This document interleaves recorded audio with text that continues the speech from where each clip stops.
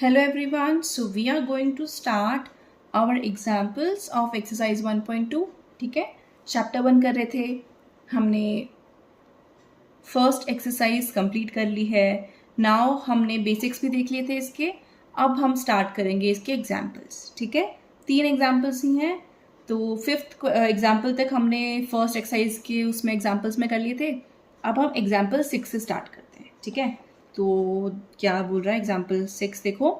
State which of the following sets are finite और infinite. ठीक है, आपको क्लासिफाई करना है कि कौन सा सेट फाइनाइट है और कौन सा इनफाइनाइट है. So first part is the set of all x such that x belongs to natural numbers and x minus 1 into x minus 2 equals to 0. तो पहले तो आप एलिमेंट्स देख लेते हैं ना कि एलिमेंट्स कौन से आ रहे हैं, क्या आ रहे हैं, फिर फाइनाइट है इनफाइनाइट क्या बन रहा है, देखते हैं. चलो, तो आपके पास ये गिवन सेट है. अब देखो इसमें x minus 1 into x minus 2 क्या है, 0. तो यानी कि x should be equals to 1 and x equals to 2. तो आपका जो सेट होगा वो सेट क्या बन जाएगा आपका, यानी कि 1,2. अब 1,2 यानी कि इसमें फाइनाइट नंबर ऑफ एलिमेंट्स आ रहे हैं, डेफिनेट नंबर ऑफ एलिमेंट्स आ रहे हैं, तो यानी कि this set is which is finite. तो यानी कि पहला तो कैसा हो गया, फाइनाइट सेट. चलिए second part, the set of all x such that x belongs to natural numbers and x square is equals to 4. यानी कि आपको वो सारे नेचुरल नंबर्स लेने हैं जिनका स्क्वायर इक्वल टू 4 आ रहा है. अब ऐसा कौन सा नेचुरल नंबर है भाई, देखो नेचुरल नंबर कौन सा होता है, 1 2 3 4 लाइक दिस. तो अगर एक्स स्क्वायर इक्वल टू 4 है यानी कि एक्स की वैल्यू क्या होनी चाहिए, प्लस माइनस 2. ठीक है, बट क्योंकि हमें सिर्फ नेचुरल नंबर लेने हैं तो हम -2 को रिजेक्ट करके सिर्फ इसमें कौन सा आएगा, 2. ठीक है, अब एक एलिमेंट आ रहा है विच इज डेफिनेट, मतलब इसको हम काउंट कर सकते हैं, तो which is a finite set. तो कैसा बन गया, फाइनाइट सेट बन गया.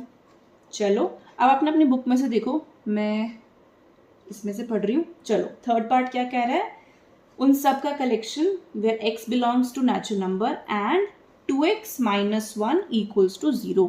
क्या है ना, 2x माइनस 1 इक्वल टू 0 है, और आपका x क्या होना चाहिए, नेचुरल नंबर होना. चलो x की पहले तो वैल्यू निकालते हैं, तो ये 1/2 आएगा.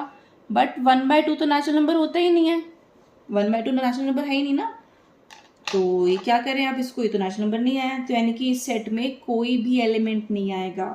तो यानी कि given set is equals to 5. यानी कि क्या बन गया, ये एम्प्टी सेट है ना, null set, empty set, void set पढ़ा था ना डेफिनेशन, जिस सेट में कोई भी एलिमेंट नहीं आएगा. यानी कि ऐसा कोई भी नेचुरल नंबर एग्जिस्ट नहीं करेगा जिसके लिए 2x माइनस 1 इक्वल्स टू 0 हो. करेक्ट, तो ये फाइनल क्या होगा. ओके, अब ध्यान से बताना. अब आपको लेकिन क्वेश्चन बताना क्या है कि फाइनाइट है या इनफाइनाइट सेट है. अब मैंने आपको जब फाइनाइट सेट की डेफिनेशन पढ़ाई थी तो उसमें मैंने क्या बोला था कि फाइनाइट सेट या तो एम्प्टी सेट होना चाहिए, तो एम्प्टी हो सेट आपका, या फिर उसमें डेफिनेट नंबर ऑफ एलिमेंट्स होने चाहिए. तो ये फाइनाइट जो, क्योंकि अभी हमारा एम्प्टी सेट बन गया तो हेंस इट इज फाइनाइट. यानी कि कैसा है, फाइनाइट सेट है. ठीक है, एम्प्टी सेट हमेशा फाइनाइट सेट होगा, ये चीज याद रखनी है. चलो ये अच्छा ट्रिक क्वेश्चन, अच्छा क्वेश्चन है ये. चलो अब नेक्स्ट क्या बोल रहा है, fourth part is x such that x belongs to natural numbers and x is prime. अब देखो ये सेट उन सभी का कलेक्शन है, उन सभी नेचुरल नंबर्स का कलेक्शन है जो कि कैसे हैं, प्राइम, यानी कि प्राइम नेचुरल नंबर्स. सिंस, अब आप इसमें ऐसे लिखोगे, since the set of prime numbers. अब आप मुझे एक बात बताओ, प्राइम नंबर्स तो कितने सारे होंगे ना, और आपको पता भी नहीं कहाँ तक स्टॉप होंगे. Since the set of prime numbers is infinite, यानी कि कैसे है सेट, पूरा इनफाइनाइट सेट बन गया. Hence given set is infinite. ठीक है, आपको प्राइम्स का कलेक्शन देखना था ना, प्राइम नंबर्स का.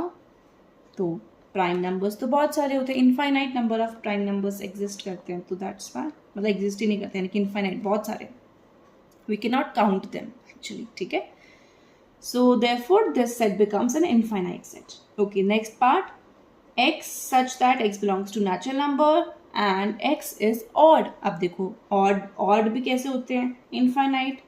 Since there are infinite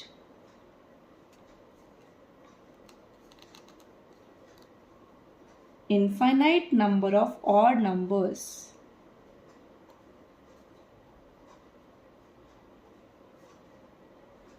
ठीक है, hence इसीलिए गिवन सेट क्या हो जाएगा, इनफाइनाइट.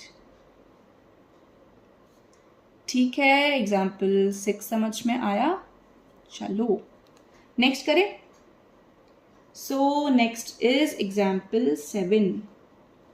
देखो क्या कह रहा है एग्जाम्पल 7. एक सेकेंड, चलिए.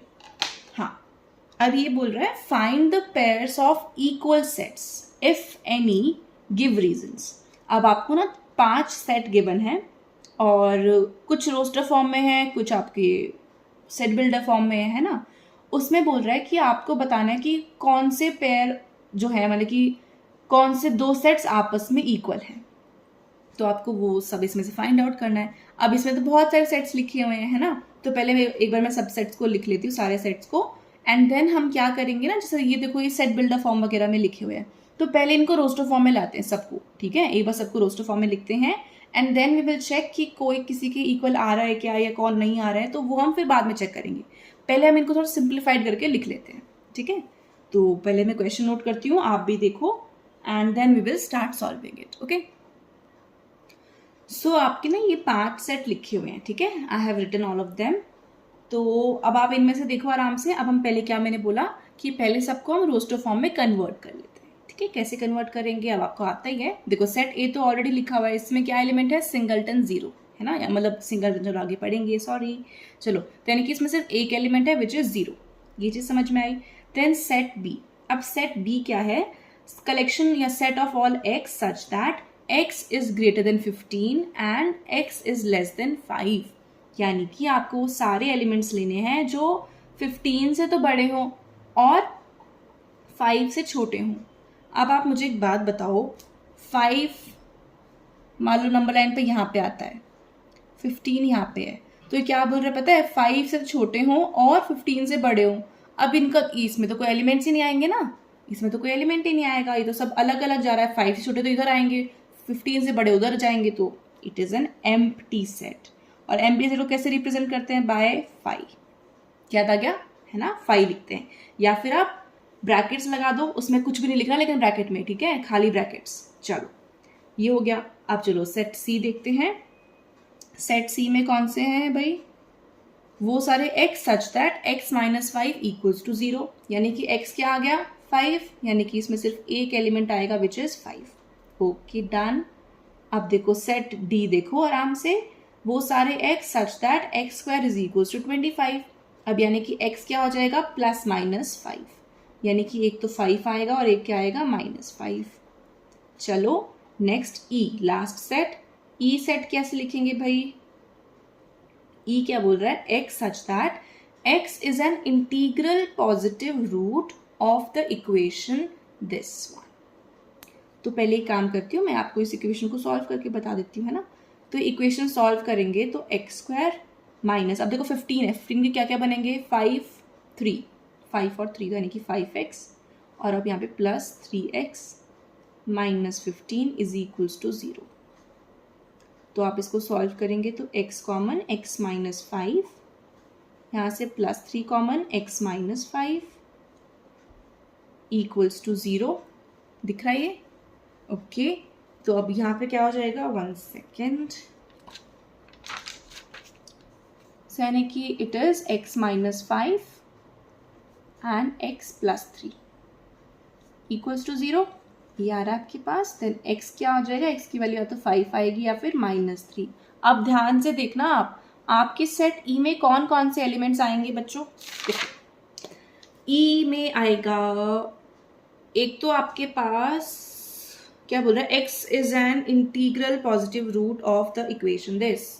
तो यानी कि इंटीग्रल पॉजिटिव रूट, यानी कि इंटीजर वैल्यू और पॉजिटिव इंटीजर वैल्यू लेनी है. ठीक है, तो आपको जो x होगा उसकी सिर्फ इंटीजर पॉजिटिव वैल्यू ही आएगी. तो आपको इनमें से पॉजिटिव कौन सा दिख रहा है, 5 और -3 में से 5. तो यानी कि इसमें आएगा सिर्फ सिंगलटन 5. ठीक है, 3 को हम रिजेक्ट कर देंगे क्योंकि पॉजिटिव नहीं है. सिंपल. चलो, तो हमने क्या किया, हमने ना सारे सेट्स लिख लिए हैं रोस्टर फॉर्म में. अब हम इनको क्या कर देंगे, इक्वल नॉट इक्वल अब हम बता सकते हैं, करेक्ट। तो देखो आपकी एनसीईआरटी में तो उसने कैसे सोल्यूशन दे रखा है कि ना, इसने तो आपको एक एक सेट पहले आपको लिखा, फिर it is not equal to this this this ऐसे करके लिखा हुआ है। हम डायरेक्टली हमने पहले ये लिख लिया, सारे सेट्स निकाल लिए, रोस्टर फॉर्म में लिख लिए। अब हम इनको कंपेयर कर लेंगे कि कोई इक्वल है नहीं है। अब देखो सेट ए क्या है, सिंगलटन जीरो, यानी कि सिर्फ जीरो है उस सेट में, तो ऐसा तो कोई सेट नहीं आ रहा। अब देखो बी क्या है, फाइव, फाइव भी कोई और सेट नहीं आ रहा। अब सी सेट में क्या है, सिर्फ एक एलिमेंट है, वो क्या है, फाइव। और देखो अभी हमारा ई सेट में भी सिर्फ एक ही एलिमेंट है which is five, hence set C is equal to set E, यानी कि C और E कैसे होंगे, इक्वल सेट्स होंगे। इनके अलावा और कोई है क्या सेट जो आपस में इक्वल आ रहे हैं, कोई नहीं होगा, क्योंकि देखो इसमें 5 और -5 आ रहा है, तो सब में क्या डिफरेंट डिफरेंट एलिमेंट्स हैं, बट C और E में एग्जैक्टली सेम एलिमेंट्स आ रहे हैं, that's why they are equal. ठीक है, तो या फिर आप ऐसे भी कर सकते हो कि आप हर एक को नॉट इक्वल दिखाओ, जो बाकी बच गए ना उनको सबको आपको वैसे नॉट इक्वल लिखना पड़ेगा। ठीक है, तो आप लास्ट में लिख सकते हो also A not equal to B, A not equal to C, A not equals to D, A is not equal to E, and B not equals to C, B not equals to D, and B not equals to E, then C not equals to D, and D not equals to E. तो ये सब आपको लिखने पड़ेंगे last में। ठीक है, तो जो only pair which are equal sets is C and E। ठीक है जी, तो आपको यही बताना था, and you have found out कि आपके C और E सेट्स कैसे हैं, इक्वल। चलो example 8th, which is the last example of this exercise, example number 8। देखो अब ध्यान से, इसमें दो पार्ट्स हैं। फर्स्ट पार्ट क्या कह रहा है, पहले तो क्वेश्चन पढ़ते हैं। Which of the following pairs of sets are equal. ठीक है, पहले तो आपको बताना है कि कौन से सेट इक्वल हैं या नहीं है। जस्टिफाई और आंसर, है तो क्यों है, नहीं है तो क्यों नहीं है। जस्टिफिकेशन में यही लिखना होता है। Okay, first part X the set of letters in alloy and B the set of letters in loyal। चलो, तो यानी कि जो आपका X सेट है उसमें आपके वो सारे लेटर्स हैं जो अलॉय वर्ड में आ रहे हैं। तो अलॉय में कौन आता है, A, then L, then again L, पर हम L को फिर से रिपीट करके नहीं लिखेंगे, है ना। Then O and then Y, यही लेटर्स आ रहे हैं। Then Y B, okay, B set जो है आपका, वो सेट B क्या है, लॉयल। तो लॉयल में कौन कौन से लेटर्स आएंगे, L, then O, then Y, A, and L नहीं आया कि L हम लिख चुके हैं। ठीक है, तो उसमें रिपीटेशन ऑफ लेटर्स आप नहीं करोगे, क्योंकि आप सेट लिख रहे हो। या हमने फर्स्ट एक्सरसाइज की बेसिक में ही पढ़ लिया था कि हम लेटर्स को रिपीट करके नहीं लिखेंगे सेट में। ठीक है, क्योंकि उनका एक ही मीनिंग होता है, तो बार बार क्यों रिपीट करना है ना। चलो, तब आप चेक करो कि ये दोनों सेट्स इक्वल है या नहीं है। अब आप क्योंकि देख सकते हो कि पहले चेक करो, देखो A यहाँ पे भी आ रहा है, L आ रहा है, O एंड Y। इसके अलावा कोई एलिमेंट नहीं आ रहा, और दोनों में जो भी एलिमेंट्स आ रहे हैं वो दोनों आपस में इक्वल है। हेंस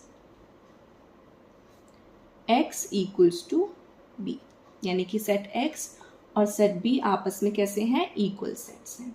चलो लास्ट पार्ट क्या है आपके पास, सेट A तो आपको गिवन है n such that n belongs to integers and n square is less than equal to 4। ठीक है, और सेट B क्या है, x such that x belong to real numbers and x square minus 3x plus 2 equal to 0। आराम आराम से करो। चलो, तो पहले सेट A लिख लेते हैं रोस्टर फॉर्म में। देखो आप ना जब भी आपको इक्वल सेट्स निकालने हो ना, तो आप ट्राई करो कि आप ना दोनों सेट को या फिर जो भी सेट आपके गिवन है उन दोनों को आप ना पहले रोस्टर फॉर्म में लिख लो, अगर वो सेट बिल्डर फॉर्म में गिवन है तो, और फिर उसके बाद कंपेयर करो उसके एलिमेंट्स। ठीक है, तो वो आपको थोड़ा इजी लगेगा करने में। चलो, तो सेट A क्या है, n square less than equal to 4। अच्छा, ये तो हमने अभी पहले ही भी देखा है ना कि वो सारे इंटीजर्स जिनका square is less than equal to 4, तो कौन कौन से आएंगे। देखो इक्वल टू 4 कब आएगा, 2 और -2 पे, क्योंकि 2 और -2 का स्क्वायर ही क्या होता है, 4 के इक्वल होता है। अब उससे छोटा, जैसे मान लो 1 लो, 1 का स्क्वायर इज 1, तो वो भी 4 से छोटा आएगा, वो भी आएगा, यानी कि, और -1 के लिए भी सेम चीज़ हो गई। देन 0 भी होएगा, क्योंकि उसका स्क्वायर भी 4 से छोटा होता है। और ये सब कैसे हैं, इंटीजर्स। तो सेट A में कौन कौन आ जाएगा, -2, -1, 0, 1 एंड 2। ये सब वो नंबर्स हैं जिनका square is less than equal to 4। ठीक है, चलो अब हम सेट B देख रहे हैं। तो सेट बी में क्या बोल रहा है, इन सेट बी पहले हम ना इस इक्वेशन को सॉल्व कर लेते हैं। ओके, तो it is x square minus 3x plus 2 equals to 0। आपको ये इक्वेशन गिवन है, इसमें बोल रहा है कि वो सारे x की रियल वैल्यूज जिसके लिए ये इक्वेशन सेटिस्फाई हो रही है, तो इक्वेशन को सॉल्व करे तो सही क्या क्या वैल्यूज लेगा। तो x square minus 2x minus x plus 2, सो x कॉमन आएगा, x माइनस 2 माइनस 1। ठीक है, अगर आपको सॉल्व या तो आप डायरेक्टली देख के कर पा रहे हो कोई बात नहीं है, पर अगर नहीं कर पा रहे तो ऐसे लिख के प्रॉपर सॉल्व कर लो, बस गलत नहीं होना चाहिए। ठीक है, सो इसमें x की क्या क्या वैल्यूज आ गई, 1 एंड 2। हेंस सेट बी में कौन कौन से एलिमेंट्स आएंगे, 1 एंड 2। ठीक है जी, अब आपको क्या बताना था लेकिन कि दोनों सेट आपस में इक्वल हैं या नहीं है। तो अब देखो अगर मैं सेट में कंपेयर करूं तो 1 एंड 2 आ रहा है, ठीक है, बट 0 यहाँ पे है, यहाँ पे तो नहीं है, -1 यहाँ पे है, यहाँ पे तो नहीं है, -2 यहाँ पे है, यहाँ पे नहीं है। तो सिंस आप कोई भी एक एलिमेंट लेके जस्टिफाई कर सकते हो, since 0 belongs to set A. आपको नोटेशंस याद आ रही है ना, फर्स्ट एक्सरसाइज में पढ़ा था कि 0 कोई एलिमेंट है, वो किस में बिलोंग कर रहा है, सेट में, but 0 does not belong to set B. 0 set A में तो है लेकिन 0 सेट बी में नहीं है, hence A and B are not equal sets, यानी कि ये दोनों इक्वल सेट्स नहीं होंगे क्योंकि हमें एक ऐसा एलिमेंट मिल गया जो एक सेट में तो है दूसरे में नहीं है। Hence done. ओके, सो हमने एग्जाम्पल्स कर ली कंप्लीट, 3 एग्जाम्पल्स ही थे। ठीक है, आई होप इजी भी लगे हों आपको, समझ में आए हों। चलो, तो अब हम एक्सरसाइज 1.2 स्टार्ट करेंगे नेक्स्ट वीडियो में। ओके, टिल देन अगर आपको अभी तक कुछ समझ में नहीं आया, you can ask me. Okay.